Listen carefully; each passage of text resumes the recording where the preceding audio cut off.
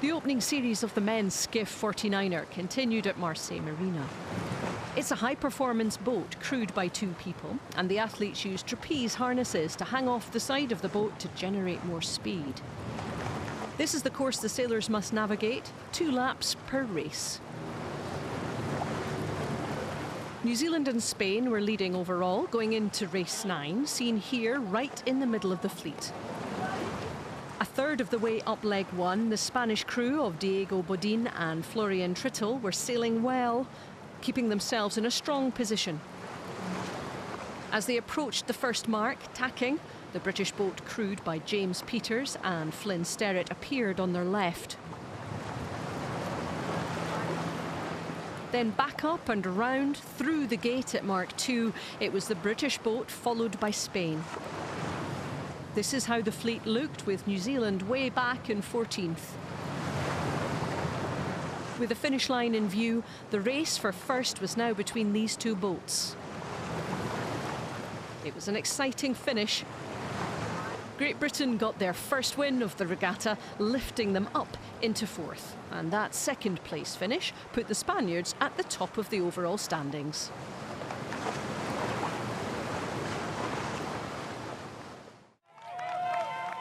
The IQ foil is the new windsurfing class added to the sailing competition for Paris 2024. The hydrofoils lift the board clean out of the water to reduce drag and increase speed, allowing the athletes to fly above the water. In today's opening series, there were 2 racing formats over 6 races, sprint slalom and course racing. We pick up the action in race 3, a sprint slalom. The start was evenly spread, and then New Zealand's Josh Armitt began to pull away. Keeping his nose in front of the Dutch board, he crossed the line with water to spare. The last sprint slalom of the day was race 4. The world number 1 Dutch windsurfer, Luc van Opseland, had been threatening the lead in previous races, and this time he generated some great speed to stretch away from the starting bunch. He recorded his first victory of the competition. The longer, more technical course racing was race 5 of the day. This is a first at Olympic Games. Gray Morris from Australia was challenged by Italy's Nicolo Renna as they navigated the increasingly choppy waters. He made some great lines and crossed the line in first place. The final windsurfing race of the day, course race 6. Van Opseland of the Netherlands judged his lines perfectly and demonstrated just how dominant he could be. That, as well as his earlier sprint slalom victory, meant he was at the top of the standings after 6 races.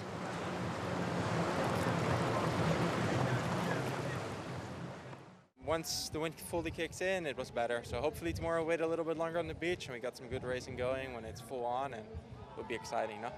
It's amazing. It's nice. So many people are enjoying our sport. I hope today with the the course race and the slalom, we managed to get quite close to the beach. So I hope people enjoyed it. Paris 2024 marks a change to the windsurfing class with the new IQ foil, which will have athletes carving around the course in record times at speeds of over 50 kilometres an hour. The women's competition continued at Marseille Marina with a further 5 races. Course racing was the format for the first 3, and the fleet of 24 windsurfers lined up. New Zealander Veerle ten Have had a great starting position and shot out into the lead. Great Britain's Emma Wilson was leading the standings coming into today's competition, and quite quickly she began closing the gap on ten Have. Moving consistently over 20 knots, they were neck and neck. Soon there was clear water between them and the rest of the fleet. The battle for this race was between these 2 windsurfers. At the second mark, Great Britain's Wilson overtook the New Zealander. Pumping hard, she stretched her lead around Mark 3 and recorded her second victory in this competition. After 2 days of racing, Wilson had recorded 4 wins to keep her at the top of the overall standings.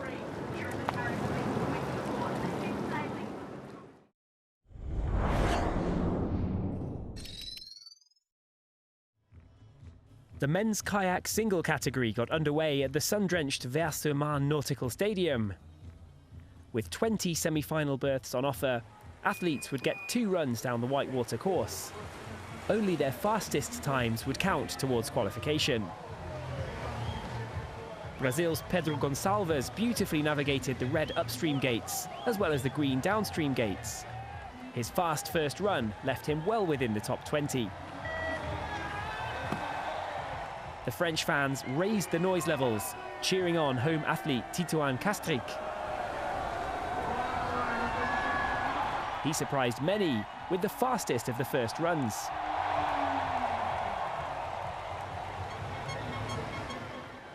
'16 gold medalist Joe Clark of Great Britain left himself on the brink of elimination by missing a gate in run 1.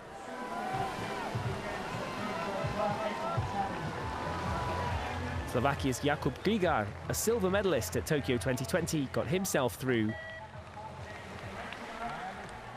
Defending champion Jiří Prýskovec of Czechia also progressed with 2 good runs. Could Joe Clark join them? A thumbs up. His solid second run meant that he was on the list of semi-finalists. The man of the moment, though, was France's Titouan Castrik.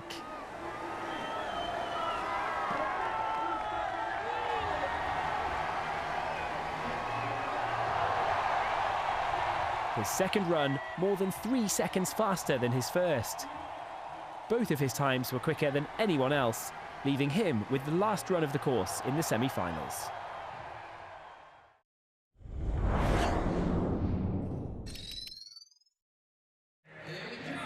In the men's 3x3 basketball, the pool round got underway as Latvia played Lithuania. Latvia, the reigning Olympic champions, 2 of their 4-man team here won golds in Tokyo. 3x3 basketball means 1 half court, 1 basket and 1 10-minute period. The first team to 21 points wins. This was a bruising, ultra-competitive physical contest. Latvia led throughout.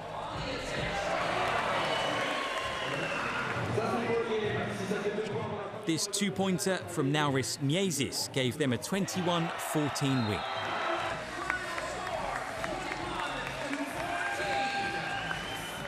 The People's Republic of China played the Netherlands. Worthy de Jong wasted no time showing his talent. But China weren't going to give up easily.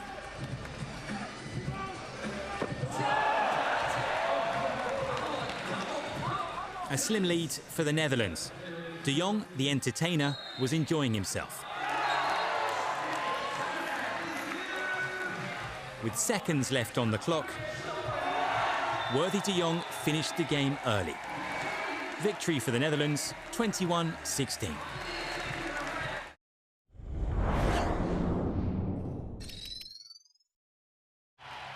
In the men's volleyball, Slovenia, here at the Olympic Games for the first time, are currently ranked 5 in the world. Now they face Serbia, who lost their opening game against France. These teams are great rivals and the match was expected to be close.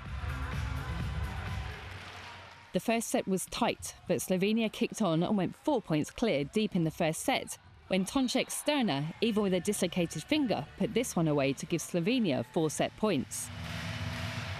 They only needed 2. Captain Tini Ornot finishing it off.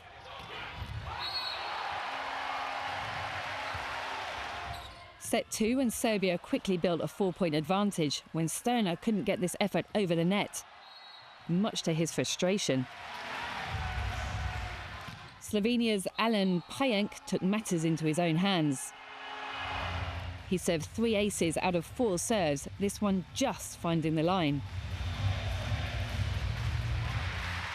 Slovenia incredibly won 10 points in a row on the way to earning 6 set points. The set was won by the match's top scorer, that man again, Sterna. Serbia still had the will to win in the third set, Petar Kuzmanovic with this brilliant block to nudge Serbia ahead.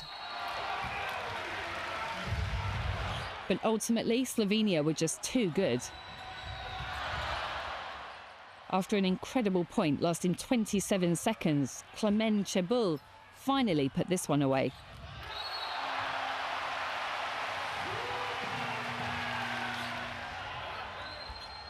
Chebul also closed it out to confirm Slovenia's place in the quarterfinals.